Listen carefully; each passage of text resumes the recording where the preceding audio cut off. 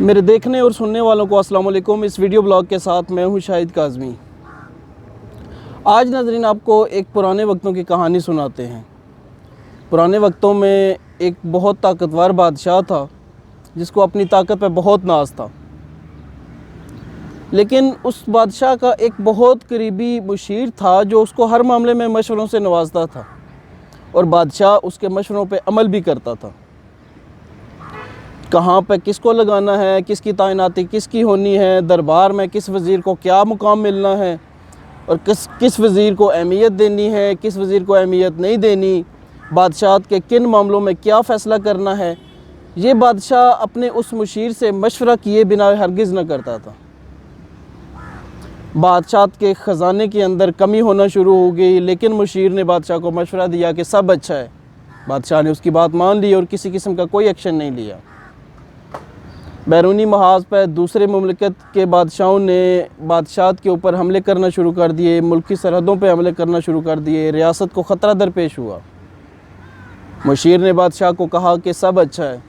बादशाह ने अपने काबिल, होनहार और काबिल एतमाद मुशीर की बात मान ली।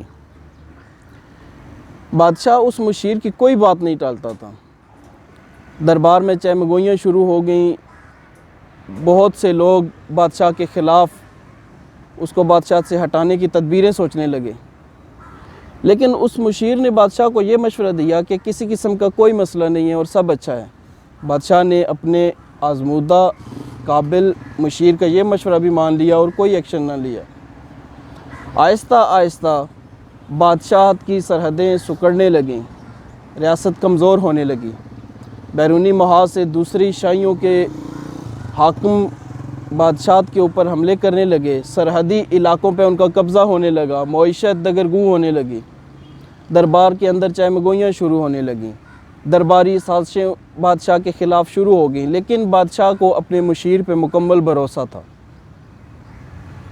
और फिर एक दिन ऐसा हुआ कि साजिशी अनासर बादशाह के महल तक पहुँच गए। बादशाह के दिल में एक ख़्याल आया कि वो इस साजिशी अनासर के साथ बैठ के कुछ बात करे और मामलात को सुलझाने की कोशिश करे, लेकिन मुशीर ने उस वक्त भी बादशाह को कहा कि आप बादशाह हैं और ये साजिशी अनासर कुछ भी नहीं कर सकेंगे। वो अपने हुकूक की बात करते हैं। बादशाह ने अपने मुशीर का ये मशवरा भी मान लिया और बिल आखिर बादशाह को न सिर्फ अपने महल से हाथ धोना पड़े बल्कि अपनी बादशाह से भी हाथ धोना पड़े और ना शाही रही, ना शाह रहा, ना दरबार रहा, ना दरबारी रहे। और आखिर में उस काबिल मुशीर ने भी बादशाह वक्त का साथ छोड़ दिया।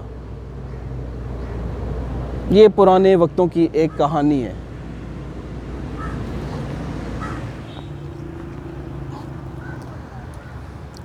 बादशाह वक्त, हाकिम वक्त के कुछ मुसाहिबीन, कुछ दरबारी, कुछ मुशीर आज भी वैसे ही हैं जैसे वो पहले थे, लेकिन अफसोस से ये कहना पड़ता है कि बादशाह वक्त का किरदार भी आज भी वैसे ही है जैसा पुराने वक्तों के बादशाह का था। ये बात ना किसी एक शख्सियत से मंसूब है, ना किसी एक शाही से मंसूब है, ना किसी एक ज़ात से मंसूब है। आज के दौर में भी मामलात जैसे जैसे बिगड़ते जाते हैं, मुशीर ख़ास, काबिल एतमाद साथी बादशाह को सब अच्छा की रिपोर्ट देते हैं और दे रहे हैं। और हैरान कुन बात यह है कि बादशाह वक्त ऐसे नाअहल मुशीरों की बात मानते हैं और उनके मशवरे पे अमल भी करते हैं। ऐसे मुशीरों की बातें मान के फिर हम देखते हैं कि समरियों में कहीं जगह पे गलतियाँ आती हैं। एक सादा सी तोसी को मुतनाज़ा बना दिया जाता है। मुआशी हालात को इस अबतर हालत तक पहुंचा दिया जाता है कि आम खाने पीने वाली सब्ज़ियां भी इतने महंगे दामों फ़रोख्त होती हैं कि आम आदमी की पहुंच से बाहर हो चुकी हैं। बादशाह वक्त आज भी मुशीर ख़ास की सब अच्छा की रिपोर्ट पे सरखम करके किसी किस्म का कोई एक्शन लेने के बजाय अपने उस मुशीर ख़ास की बात को तरजीह देते हैं। और आज के दौर में ये मुशीर ख़ास सिर्फ़ एक इंसान नहीं, ऐसे कई मुशीर बादशाह वक्त के गिर्द हर वक्त रहते हैं। जो ईमानदार दरबारी हैं, जो मुखलिस दरबारी हैं, वो आज भी किसी न किसी कोने में सिमटे बैठे हैं।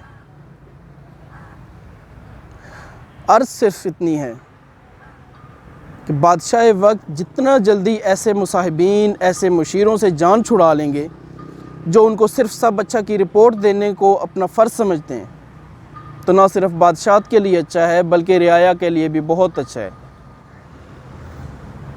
बादशाह वक्त को इस जानिब तवज्जो देनी होगी कि जो मुशीर सब अच्छा की रिपोर्ट नहीं दे रहे और तौसीफ़ के साथ तनकीद कर रहे हैं, अच्छे हालात के साथ कुछ खामियों की निशानदेही भी कर रहे हैं, वो मुशीर यकीनी तौर पर ना सिर्फ शाही के साथ मुखलिस हैं बल्कि बादशाह वक्त के साथ भी मुखलिस हैं।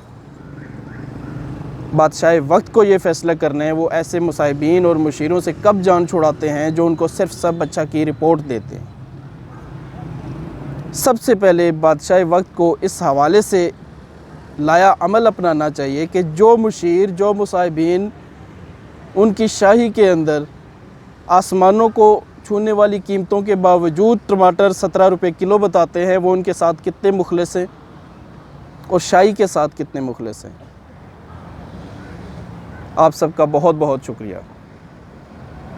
अगर आपको मेरा ये ब्लॉग पसंद है, ये वीडियो अच्छी लगे, इस वीडियो को पसंद कीजिएगा, इस पर राय दीजिएगा और इस वीडियो को शेयर कीजिएगा और चैनल सब्सक्राइब करना हरगिज़ ना भूलिएगा। अल्लाह हाफ़िज़।